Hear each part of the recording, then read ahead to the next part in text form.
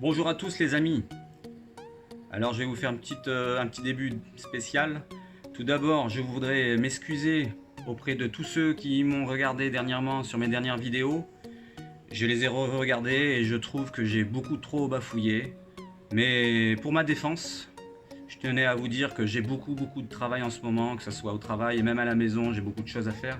Donc je n'ai pas pu bien les peaufiner comme il fallait. Mais je ferai tout pour m'excuser et vous faire des vidéos qui seront appréciables pour tous. Maintenant, j'espère que vous allez apprécier cette vidéo qui va arriver et n'hésitez pas à liker, n'hésitez pas à vous abonner et activer la cloche.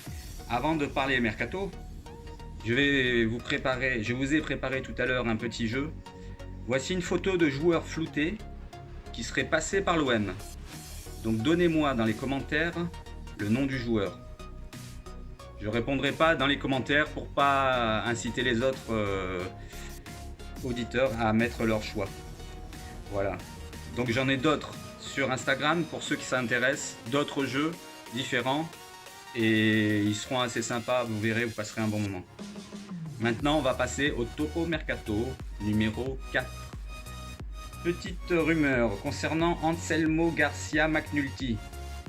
Un petit arrière central, défenseur central de 18 ans, qui d'après le média Sky Sport Allemagne, l'OM serait dessus lui. Il jouerait à Wolfsburg, n'aurait pas fait de match officiel cette année, à part chez les U19. Il aurait fait 6 matchs. Son club voudrait le faire prolonger, mais lui ne voudrait pas. Son contrat se termine en juin 2021. L'OM ne serait pas seul à l'affût, puisque le FC Séville et Eintracht Francfort seraient dessus. Intéressant pour la post-formation, d'après moi.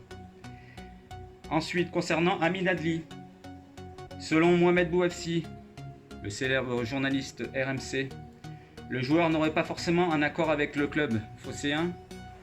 Son entourage tente, d'après le journaliste, de faire monter les enchères. D'après un média espagnol, Fijares, le Milan serait l'option principale pour le joueur toulousain. L'OM serait là, donc à l'affût, pour un possible retournement de situation.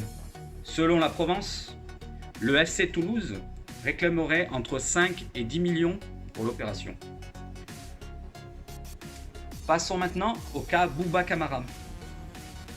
Le jeune Marseillais aurait plusieurs choix pour la suite de sa carrière.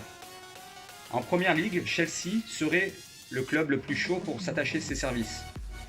À en croire l'AFP, le club londonien préparerait une offre de 40 millions d'euros, une proposition difficile à refuser pour l'OM. Il lui reste 1 an de contrat, moi je pense que l'OM devrait accepter si l'offre est réelle. 40 millions, c'est pas rien. Encore selon Mohamed Bouafsi, sur le dossier Gerson. Donc le dossier Gerson serait définitivement bouclé dans les 24 heures. Le Brésilien serait donc la première recrue de l'OM cet été. Le milieu de terrain s'engagerait avec l'OM pour 5 saisons. Maintenant, concernant Almada, le prodige argentin, le quotidien argentin La Gazzetta confirmerait l'accord entre le joueur et l'OM. Il dévoilerait par ailleurs que le club phocéen va transmettre une offre de 12 millions à Vélez. Ils essayent de jouer la montre, Marseille, pour essayer de faire baisser l'offre, la demande plutôt. Et le club argentin en réclamerait 15 millions hors bonus. Pour ce qui est de Paul Lirola maintenant, l'OM essaierait en fait de se faire un petit package en y ajoutant dans la transaction le milieu de terrain chilien de la FIO, Eric Pulgar. Donc voilà pourquoi l'option d'achat n'aurait pas été levée par Longoria. L'option d'achat de Lirola, bien sûr. Moi je trouve que ça serait intéressant un package Lirola Eric Pulgar. Je prends tous les jours selon l'offre. Autre négociation en cours. Du côté de la défense olympienne, Longoria pourrait se laisser tenter par la proposition venant du Borussia Dortmund. Un deal qui serait possible entre un échange de Balerdi contre Kaletatsar plus 12 millions pour l'OM.